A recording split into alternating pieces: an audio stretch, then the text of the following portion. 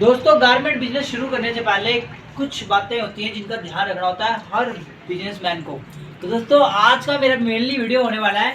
मेरा नाम है हर्ष राजपूत और आप देख रहे हैं रोल गारमेंट का प्यारा सा वीडियो।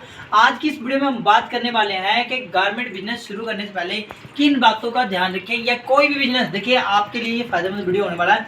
अगर आप एक स्टार्टअप करना चाहते हैं, कोई भी बिजनेस हो, तो किन बातों का आपको ध्यान रखना है। देखिए अगर आपने दुकान ले रखी है रेंट पे, तो देखिए आपको भाई साहब मैं बता देता हूँ, सबसे पहले तो आपका एक पक्का एग्रीमेंट होना चाहिए जो 10 से 15 साल का आप करवाएं, ठीक है ना। और उस पर आप ये चीज़ भी रिटर्न में लें कि आपका एग्रीमेंट जो है इसमें कितने % किराया आपका बढ़ने वाला है हर साल। बिजली का बिल कौन पे करेगा, कल को मालिक कह दे बिजली का बिल आप देंगे या इंक्लूडेड है, वो सारी बातें पहले कर लीजिएगा। और जो भी रेंट मेरे हिसाब से, जैसे तो हमारे देश में 5 से 10% से ज़्यादा आपको रेंट नहीं बढ़ाना है, चाहे आप किसी भी सिटी से काम कर रहे हो। 5 से 10% रेंट नहीं बढ़ता, 5 से 10% आपको सालाना रेंट बढ़ाना पड़ता है, वो आप उनसे रिटर्न में ले लीजिए। और कोशिश करिए दोस्तों 11 महीने का एग्रीमेंट, ये ज़्यादातर दुकानदार देते हैं आपको।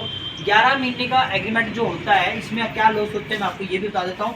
जो 11 महीने का एग्रीमेंट होता है ना दोस्तों, 11 महीने से ऊपर का जो एग्रीमेंट होते हैं वो आपको पक्के में करवाने होते हैं। उनका क्या होता है, मकान मालिक को क्या होता है, टैक्स पे करना पड़ता है, तब जाके पक्का एग्रीमेंट बनता है। इसलिए ये लोग क्या करते हैं, 11 महीने का एग्रीमेंट दे देंगे आपको और हर साल रिन्यू कराते रहो, ठीक है ना।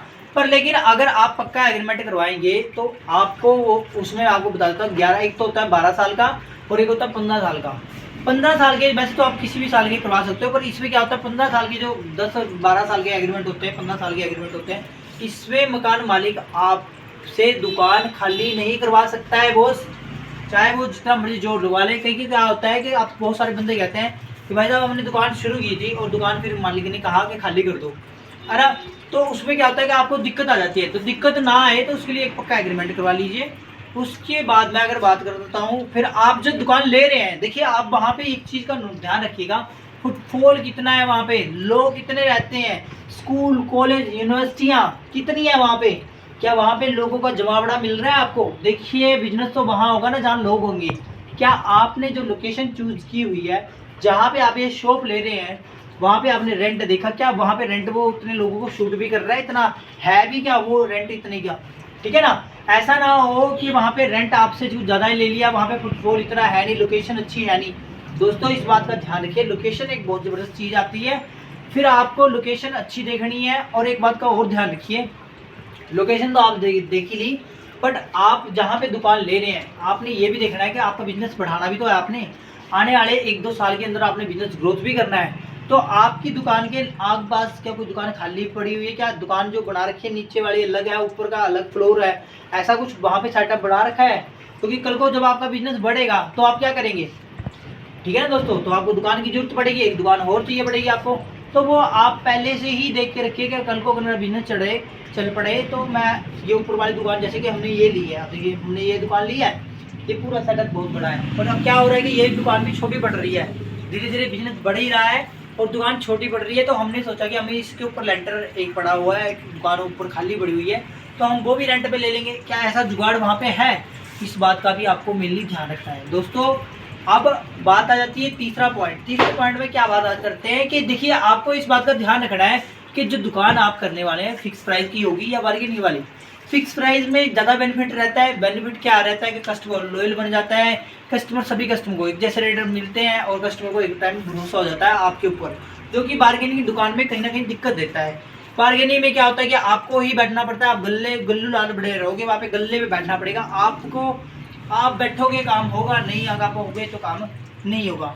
तो आप अपनी टीम से काम कैसे ले पाएंगे जब आपने ही सारे रेट लगाने हैं और आपको पता है परचेज भी आप कर रहे हैं, तो उनको रेट का क्या पता लगेगा, कोई रेट तो आपने लिखे भी नहीं है, ठीक है ना दोस्तों। तो ये इस बात का भी आपको मेनली ध्यान रखना है। 4th पॉइंट पे दोस्तों आपने क्या रखना है कि अपनी दुकान पे सजावट के ऊपर ज़्यादा पैसा नहीं खर्चना है। आपका जो पैसा होना चाहिए, जो एसेट्स होती है, जो फर्नीचर आपका होता है या डेकोरेशन का सामान होता है, उस पर कम पैसा खर्चते हुए मैंने देखा है कि बहुत सारे लोग, उनके पैसा घर में भरा पड़ा हुआ है, वो कपड़े से ज़्यादा तो फिटिंग पे पैसा लगा देते हैं, है ना। तो आपने ऐसा बिल्कुल भी नहीं करना है, आपने ज़्यादा का माल डालना है अगर मान लो आप 5 लाख रुपए का कपड़े का माल डालते हैं और 1 लाख की आप फिटिंग एसेसरी ये जो भी काउंटर वगैरह है ये बना देते हो, तो ये मेरे हिसाब से सही है। पर ये ना हो कि आपने 2.5 लाख का माल डाला और 2.5 लाख का आपने फर्नीचर डाल लिया, ये बिल्कुल ही बेवकूफ़ी होगी। तो आप ये गलती भी मत करिएगा। और आप जो फिटिंग भी करेंगे वो ऐसी देखिए रिमूवेबल फिटिंग होनी चाहिए आपकी, कि कल को आपको इसको पैक भी करना पड़ेगा सारा खोल के, तो एक इतनी सी जगह में ये आपकी सेटिंग आ जाएगी, ठीक है ना। तो ये सारा हम भी खोल के सारा एक पाइप से लगे होते हैं, बिल्कुल पैक करके आराम से ये पैक हो जाता है, ठीक है। तो दोस्तों एक ये मैंने आपको बड़े अच्छे अच्छे टॉपिक बताए हैं आज की इस वीडियो में, क्योंकि भाई साहब पूछ रहे थे कि भैया बिजनेस शुरू करने से पहले किन बातों का ध्यान रखें। तो भाई साहब ये बहुत ज़बरदस्त बातें हैं। अगर आपका रेंट एग्रीमेंट नहीं हुआ तो भाई साहब वो कल को मालिक है ना, जब आपका काम चल पड़ेगा तो वो आपको कहीं ना कहीं दिक्कत देगा ही देगा, ठीक है ना। तो दोस्तों ये उम्मीद करता हूँ मेरा प्यारा सा वीडियो आप लोगों के लिए नॉलेजफुल हुआ होगा। अगर आपको वीडियो पसंद आया है तो प्लीज़ चैनल पे हमारे कोई कमेंट वगैरह करिएगा, वीडियो को लाइक करिएगा। अगर आपका कोई सजेशन है, आप चाहते हैं किसी टॉपिक पे मैं आपके लिए वीडियो लेके आऊँ, तो आप मुझे बताइएगा, मैं आपके लिए नेक्स्ट टॉपिक पे वीडियो लेके आऊँगा। मिलते हैं फिर नेक्स्ट वीडियो में, टाटा बाय बाय।